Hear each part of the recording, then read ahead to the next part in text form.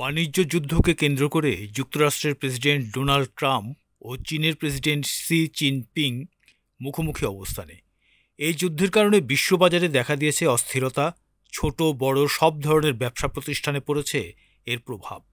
এই অবস্থায় ট্রাম্প নাকি চীন কে এগিয়ে কে আগে হার মানবেন সেদিকে তাকিয়ে আছেন বিশ্বের অনেকেই। প্রতিদিনই এই যুদ্ধে নিচ্ছে নতুন মোড়, কেউ কাউকে ছাড় দিচ্ছে না। ওয়াশিংটন শুল্কের পরিমাণ বাড়ালে পাল্টা শুল্ক চাপাচ্ছে বেজিংও। কিন্তু এই বাণিজ্য যুদ্ধের শেষ কোথায়? কানাডার এশিয়া প্যাসিফিক ফাউন্ডেশনের গবেষণা ও কৌশল বিভাগের ভাইস প্রেসিডেন্ট ভিনা নাজিবুল্লাহ বলেন, আমেরিকা ও চীন মুখোমুখি অবস্থানে। কে আগে হার মানবেন তা নির্ভর করছে কে বেশি যন্ত্রণা সহ্য করতে পারবেন এবং কে বেশি প্রস্তুত। ট্রাম্প স্পষ্ট জানিয়ে দিয়েছেন, আলোচনার টেবিলে আসা না আসার বিষয়টি চীনের উপর নির্ভর করছে। হোয়াইট হাউসের প্রেস সেক্রেটারি ক্যারোলিন লেডিট ট্রাম্পকে উদ্ধৃত করে বলেন, চীনের আমাদের সঙ্গে চুক্তি করা প্রয়োজন, তাদের সঙ্গে আমাদের চুক্তি করার প্রয়োজন নেই। ডোনাল্ড ট্রাম্প 90 দিনের জন্য বিভিন্ন দেশের উপর কিছু শুল্ক স্থগিত করেছিলেন, কিন্তু চীন মার্কিন যুক্তরাষ্ট্রের বিরুদ্ধে পাল্টা ব্যবস্থার সিদ্ধান্ত নেওয়ায় রিপাবলিকান প্রেসিডেন্ট চীনা আমদানির ওপর শুল্ক বাড়িয়ে 245% করেছেন। বিপরীতে মার্কিন পণ্যের ওপর তার শুল্ক 125% বৃদ্ধি করেছে চীন। শুল্ক সংক্রান্ত এই দ্বন্দ্ব বিশ্বের দুটি বৃহত্তম অর্থনীতির দেশকে বিচ্ছিন্ন হওয়ার এবং বিশ্ব অর্থনৈতিক শৃঙ্খলাকে ওলটপালট করে দেওয়ার ঝুঁকিতে ফেলেছে। তবে অনেক বিশেষজ্ঞের দাবি, মার্কিন যুক্তরাষ্ট্রের বিরুদ্ধে এই বাণিজ্য যুদ্ধে চীন এগিয়ে আছে বলেই মনে হচ্ছে। এছাড়া ওয়াশিংটনের কোনো হুমকিও আমলে নিচ্ছে না বেইজিং। অনেকে মনে করেন শি জিনপিং একজন শক্তিমান নেতা হিসেবে নিজের ভাবমূর্তি তৈরি করেছেন।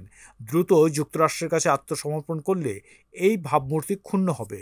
দেশের অভ্যন্তরে ও অন্য দেশের সঙ্গে সম্পর্ক বজায় রাখার ক্ষেত্রে ভাবমূর্তি ক্ষুণ্ণ হওয়ার মতো ঝুঁকি জিনপিং নেবেন না। ট্রাম্প অনেকদিন ধরে অভিযোগ করে আসছেন, বাণিজ্যের ক্ষেত্রে যুক্তরাষ্ট্রকে ঠকাচ্ছে চীন।